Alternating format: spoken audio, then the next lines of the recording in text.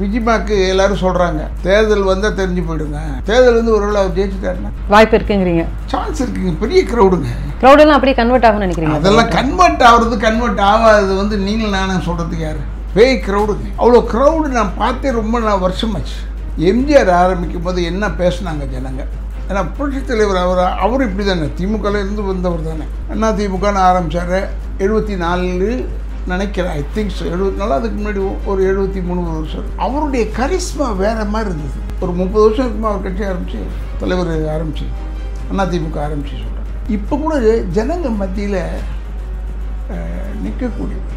அவரை டெஸ்ட் பண்ணுறதுக்கு இம்மிடியட்டாக ஒரு தேர்தல் வந்துருச்சு. இடைத்தேர்தல் ஒன்று வந்து மாயத்தேவர் நின்னார்.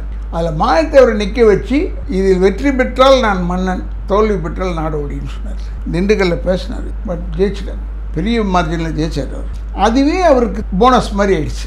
ஸோ இப்போ நம்ம ஜனங்க நம்புவாங்கன்றது தெரிஞ்சுக்கலான்னு இருக்க. இப்போ விஜிமாக்கு எல்லோரும் சொல்கிறாங்க தேர்தல் வந்தால் தெரிஞ்சு போயிடுங்க, அப்புறம் வெளுத்துடும் சாயம். நான் சொன்னேன் தேர்தல் வந்து ஒருவேளை அவர் ஜெயிச்சுட்டாருன்னா வாய்ப்பு இருக்குங்கிறீங்க? சான்ஸ் இருக்குங்க. பெரிய க்ரௌடுங்க.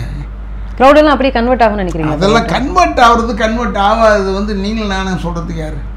அந்த இண்டிவிஜுவல் அவங்க ஒவ்வொருத்தங்க நின்னாங்களே அவங்ககிட்ட தான் கேட்கணும். சொல்கிறது ஒன்று செய்கிறது ஒன்றா இருந்தால் ரெண்டுமே இருக்குது மனுஷன்கிட்ட. விஜய்க்கு இவ்வளோ பெரிய கூட்டம் வரும்ன்றது நான் எதிர்பார்க்கல. எதிர்பார்க்கலன்னா ஐநோ நம்ம வீட்டிலேருந்தே எல்லாருக்குமே அவர் மேலே நல்ல பிரியம் தான். விஜய்க்கு இவ்வளோ பெரிய க்ரௌடு இருக்கானுங்க. அதுவும் மேசிவ் க்ரௌட். ஆஃப்டர் ஃபஸ்ட்டு மாநாடு ஏதோ ஒரு ஊரில் போட்டார், ஏதோ விக்கிரவாண்டியில் போட்டார். அதுக்கு மேலே எல்லாம் க்ரௌடு பேய் க்ரௌடுங்க. அவ்வளோ க்ரௌடு நான் பார்த்தே ரொம்ப வருஷமாச்சு. விஜிமாக்கு எல்லாரும் சொல்கிறாங்க தேர்தல் வந்தால் தெரிஞ்சு போயிடுங்க. தேர்தல் வந்து ஒருவேளை அவர் ஜெயிச்சுட்டாருன்னா வாய்ப்பு இருக்குங்கிறீங்க? சான்ஸ் இருக்குங்க. பெரிய க்ரௌடுங்க.